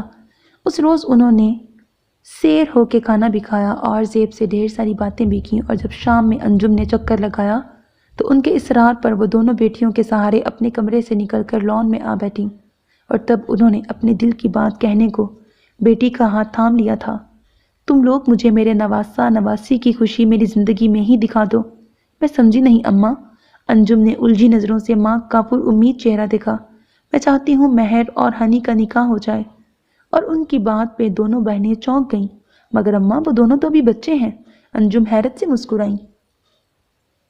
جانتی ہوں، لیکن کیا کروں، میرے پاس مزید وقت نہیں ہے بیٹا، وہ دل گرفتی سے پھیکی سی ہنسی تو دونوں کا دل جیسے کسی نے مٹھی میں دبا لیا۔ کیسی باتیں کر رہی ہیں اماں، ابھی تو آپ کو بہت سا جینا ہے۔ زیب نے ماں کا بازو تھاما۔ کبوتر کی طرح آنکھیں بند کر لینے سے حقیقت بدل نہیں جائے گی زیبی۔ میری حالت تم لوگوں کے سامنے ہے۔ تم بہنوں نے بچوں کے لیے جو فیصلہ کیا ہے اس نے مجھے کتنی خوشی دی ہے، تم دونوں سوچ بھی نہیں سکتی۔ لیکن میں تمہارے اس فیصلے کو کبھی پورا ہوتا دیکھ سکوں گی یہ اب نہیں لگتا، اس لیے میری خواہش ہے کہ تم دونوں مجھے خوشی کی یہ گھڑیاں ابھی دکھا دو، تاکہ میں اپنی پریشانی کے ایک بڑے حصے سے نجات پا سکوں، ورنہ وقت تو انشاءاللہ بعد میں بھی آئے گا، بس تمہاری ماں نہ دیکھ سکے گی۔ بات کرتے کرتے ان کی آواز بھر آئی تو بغور ان کی بات سنتی انجم اور زیب کی آنکھیں چھلک اٹھیں۔ آپ کی خواہش سر آنکھوں پہ اماں، مجھے کوئی اعتراض نہیں۔ سسکتے ہوئے انجم نے ماں کا ہاتھ لبوں سے لگا لیا۔ جیتی رہو، خوش رہو، اللہ تم دونوں کو، تمہارے بچوں کو ڈھیر ساری خوشیاں دکھائے۔ انہوں نے جھک کر بیٹی کا ماتھا چوما۔ ابراہیم کو صبح میرے پاس بھیج دینا، میں اس سے خود بات کروں گی۔ ان کی بات پہ انجم نے مسکراتے ہوئے اسبات میں سر ہلا دیا۔ جاؤ زیبی، اندر سے کچھ میٹھا لے کے آؤ، میں اور تمہاری سمدن منہ میٹھا کریں گے۔ ان کے مسکراتے لہجے پہ وہ دونوں کھل کے ہنس پڑی تھیں۔ ان کی یہ ہنسی اس گھر کے در و دیوار نے بہت دنوں بعد سنی تھی۔ جامع آرزو بائے مہوش افتخار، ایپیسوڈ 2۔ اماں جان نے ابراہیم صاحب سے کیا کہا تھا پتہ نہیں، لیکن وہ پورے دل و جان سے نکاح کی تیاریوں میں لگ گئے تھے۔ خاندان میں اس خبر پر ملے جلے تاثرات آئے تھے۔ ہاں، جنہوں نے اعتراض کیا تھا انہیں ابراہیم صاحب نے خود جواب دے دیا تھا۔ یوں میاں بی بی راضی تو کیا کرے گا قاضی کے مصادق، سبھی بولنے والے خاموش ہو گئے تھے۔ اور وہ دن بھی آ گیا تھا جب 10 سالہ مہر اور 12 سالہ ہنی کو زرق برق کپڑے پہنا کر نانی کے دائیں بائیں لا بٹھایا گیا تھا، اور پھر ان کی موجودگی میں ہی نکاح کی پوری کارروائی عمل میں لائی گئی تھی۔ اس دوران سبھی کی آنکھیں کتنی ہی بار اشک بار ہوئی تھیں، اور کتنی ہی بار وہ سب ان دونوں کی شرارتوں اور معصوم سوالوں پر بے ساختہ ہنس پڑے تھے۔ بلا شبہ وہ ایک یادگار دن تھا جس کے کئی یادگار لمحوں کو کیمرے نے محفوظ کیا تھا۔ اس دن کا اختتام ڈھیروں دعاؤں پر ہوا تھا۔ نفیسہ بیگم کی خوشی دیپنی تھی۔ ان کی صحت کی جانب سے سبھی کو اب تسلی سی ہو چلی تھی، لیکن ہوا وہی تھا جو انہوں نے کہا تھا۔ اس تقریب کے محض 1.5 ہفتے بعد وہ اللہ کو پیاری ہو گئی تھی۔ ان کے انتقال نے انجم اور زیب کی دنیا اندھیر کر دی تھی۔ انہیں اس بات کا بھرپور اطمینان تھا کہ انہوں نے اپنی ماں کی خواہش پوری کر کے انہیں خوش و خرم اس دنیا سے جانے کا موقع دیا تھا، مگر تب وہ نہیں جانتی تھیں کہ آنے والا وقت اپنے اندر کیسے کیسے طوفان سمیٹے ان کی جانب بڑھ رہا تھا۔ ان کی زندگیوں کے پرسکون ساحل سے بھی یہ چھپے ہوئے طوفان بڑی زور سے آ کے ٹکرائے تھے، جس کے نتیجے میں ہر سو دکھ اور بے سکونی پھیل گئی تھی۔ ایسی الجھنوں نے ان سب کو گھیرا تھا کہ انہیں سلجھانے کی کوئی تدبیر نظر نہ آتی تھی۔ ایسے حالات میں زندگی صرف آج تک محدود ہو کے رہ گئی تھی۔ آنے والا کل اپنے اندر کیا راز سمیٹے ہوئے تھا، کسی میں کریدنے کی ہمت نہ تھی، اور گزرا ہوا کل جو الجھنیں چھوڑ گیا تھا، انہیں اگر مل بیٹھ کر سلجھانے کی کوشش کی جاتی تو ایسی بہت سی تلخ سچائیاں سامنے آ جاتی جنہیں آج تک مصلحت کے پردے تلے وہ زیب اور مہر چھپائے بیٹھی تھیں، اور ان کی یہی خاموشی حنان کو ان پر حاوی کیے دے رہی تھی۔ وہ زیب بیگم کو تو حوصلہ رکھنے کی تلقین کر چکی تھیں، لیکن خود اب ہمت ہار بیٹھی تھیں۔ انہی سوچوں میں رات تمام ہوئی تھی۔ نتیجتاً صبح ان کی آنکھیں سرخ اور سر درد سے پھٹ رہا تھا۔ مہر کو تو انہوں نے طبیعت خرابی کا بہانہ بنا کے زبردستی کالج جانے پہ مجبور کر دیا تھا، لیکن ابراہیم صاحب کو مطلع کرنا ضروری تھا۔ کل زیب کا فون آیا تھا۔ وہ اور صغیر مہر کے سلسلے میں بات کرنے کے لیے آج ہماری طرف آ رہے ہیں۔ آفس کے لیے تیار ہوتے ابراہیم صاحب کی طرف دیکھتے ہوئے انہوں نے دھیمے لہجے میں کہا تو ان کی نظریں اپنی شریک حیات کی جانب اٹھ گئیں۔ اچھا، تو تمہاری یہ حالت اس فون کا نتیجہ ہے؟ وہ لمحے میں معاملے کی تہہ تک پہنچ گئے تھے۔ کیوں؟ آپ کو پریشانی نہیں ہوئی؟ انہوں نے بوجھل لہجے میں سوال کیا۔ ہماری پریشانی اپنی جگہ، لیکن صغیر بہرحال ہم سے ہر سوال کرنے کا حق رکھتا ہے۔ ان کی بات پہ انجم بیگم کے اندر بے چینی پھیل گئی۔ میں جانتی ہوں کہ صغیر ہم سے ہر سوال کرنے کا حق رکھتا ہے، لیکن ان کے سمجھ میں نہیں آیا کہ وہ کن الفاظ میں اپنا مدعا شوہر کے سامنے بیان کریں۔ وہ اس حقیقت سے بخوبی آگاہ تھیں کہ ان کا اولاد کی طرفداری میں کہا گیا ایک بھی لفظ ابراہیم صاحب کے غصے کو بھڑکانے کے لیے کافی تھا، اسی لیے وہ جھجک کر خاموش ہو گئی تھیں۔ جب تم یہ حقیقت جانتی ہو تو پھر اس لیکن کی کوئی گنجائش نہیں رہ جاتی انجم۔ اور انجم بیگم کے چہرے پہ دکھ کی پرچھائیاں پھیل گئیں۔ جانتی ہوں، لیکن پھر بھی آپ سے صرف اتنا کہوں گی کہ مہر کے لیے بہتر مستقبل کی خواہش میں آپ کہیں اس کی مشکلات میں اضافہ نہ کر دیجیے گا۔ اس کے لیے نئے سرے سے کوئی اچھا اور مناسب شریک سفر ڈھونڈنا ہمارے لیے آسان نہیں ہوگا۔ ان کی بات پہ ابراہیم صاحب لمحہ بھر کو خاموش ہو گئے۔ تم نے مہر سے ان کے آنے کا ذکر کیا؟ چند لمحوں کے توقف کے بعد انہوں نے بنا کسی خیال آرائی کے نیا سوال کیا۔ انجم بیگم کا بوجھل دل مزید بوجھل ہو گیا۔ نہیں، اچھا کیا۔ تم زیب سے کہو کہ وہ بچیوں سے کہہ کر مہر کا کوئی پروگرام بنوا دے۔ میں نہیں چاہتا کہ وہ آج شام گھر پہ رکے۔ وہ گاڑی کی چابیاں اور بریف کیس اٹھاتے ہوئے بولے۔ انجم ایک گہرا سانس لیتی اٹھ کھڑی ہوئی۔ میں بھی یہی سوچ رہی تھی۔ اچھی بات ہے، چلو پھر شام میں ملاقات ہوتی ہے۔ وہ دروازے کی جانب بڑھے تو انجم ہمیشہ کی طرح انہیں رخصت کرنے کو ان کے پیچھے چل دی۔ مبارک ہو سیم، تم کامیاب ہو گئے دوست۔ میں اب اپنی حد میں رہوں گا۔ مارک اور جوزفین ساتھ ساتھ چلتے سیم کے کمرے میں داخل ہوئے تھے۔ اس کے چہرے پہ نظر پڑتے ہی مارک کا لیا دیا انداز دھواں بن کے اڑ گیا تھا۔ وہ خود کو تلخ ہونے سے روک نہ پایا تھا۔ کیا مطلب؟ بستر پہ دراز سیم نے چونک کر اس کی طرف دیکھا تو وہ تلخی سے مسکرا دیا۔ میری فضول باتوں کے مطلب کو چھوڑو اور یہ سن لو کہ تمہارے گھر میں چوری ہو گئی ہے۔ مارک؟ اس کی بدلحاظی پہ جوزفین دنگ رہ گئی تھی، جبکہ سیم بالکل ساکت ہو گیا تھا۔ میں معذرت چاہتی ہوں سیم، تم پلیز حوصلے سے کام لو۔ دیکھو، وہ جو کوئی بھی ہے پولیس اسے ڈھونڈ لے گی۔ شرمندگی کے مارے جوزی کی سمجھ میں نہیں آ رہا تھا کہ وہ کیسے بات کو سنبھالے۔ بھلا کوئی کسی مریض کے ساتھ ایسا سلوک کرتا ہے؟ مجھے کسی کو نہیں ڈھونڈنا۔ سیم کی بے تاثر آواز شرمندہ ہوتی جوزفین کے سماعتوں سے ٹکرائی تو وہ ساری شرم بھول بھال حیرت سے اس کا چہرہ تکنے لگی، جبکہ مارک طنزیہ انداز میں کہا لگا کے ہنس پڑا۔ یہ کیوں نہیں کہتے کہ تم چور کو اچھی طرح جانتے ہو؟ سو ڈھونڈنا کیسا؟ سیم کی آنکھوں میں دیکھتے ہوئے اس نے کاٹ دار لہجے میں جتایا تو سیم جیسے پھٹ پڑا۔ ہاں جانتا ہوں۔ پھر یہ کہ ذلیل آدمی، تم نے مجھے بتایا کیوں نہیں کہ تم اس عورت کو اپنے گھر میں لے آئے ہو؟ وہ غصے سے بولا تو گھبرائی ہوئی جوزفین نے پریشان نظروں سے دروازے کی جانب دیکھا۔ یہ شور شرابہ کہیں ہسپتال کے عملے کو نہ متوجہ کر لیتا۔ میری مرضی، غصے سے کہتے ہوئے سیم نے آنکھوں پر بازو رکھ لیا، مگر مقابل بھی مارک تھا۔ وہ لمبے لمبے ڈگ بھرتا اس کے سر پہ پہنچ گیا اور ایک جھٹکے سے اس کا بازو نیچے گرا دیا تو جوزفین کی سانس حلق میں اٹک گئی۔ تمہاری اس حالت کی ذمہ دار بھی وہی ہے نا؟ اور جوزفین کو لگا کہ اب تو دونوں دوستوں کے درمیان جھڑپ ہوئی ہی ہوئی، لیکن اس وقت اس کی حیرت کی انتہا نہ رہی جب سیم چند لمحے خاموشی سے مارک کا چہرہ تکنے کے بعد دل گرفتہ لہجے میں بولا، نہیں، اپنی اس حالت کا میں خود ذمہ دار ہوں۔ پلیز سیم، اب تو بتاؤ یار کہ یہ کیسے ہوا؟ مارک کا غصہ بے بسی میں ڈھل گیا۔ کیوں اور کیسے کے ذکر کو جانے دو، یہ پوچھو کہ کس لیے ہوا۔ اس کے چہرے پہ نگاہیں جمائے وہ بوجھل لہجے میں بولا تو مارک نے جیسے ہار مان لی۔ اچھا یہی بتا دو کہ کس لیے ہوا۔ مجھے موت کا احساس دلانے کے لیے۔ کیا؟ مارک نے اسے یوں دیکھا جیسے اس کے ذہنی توازن بگڑ جانے کا اندیشہ ہو۔ کیوں یقین نہیں آیا نا؟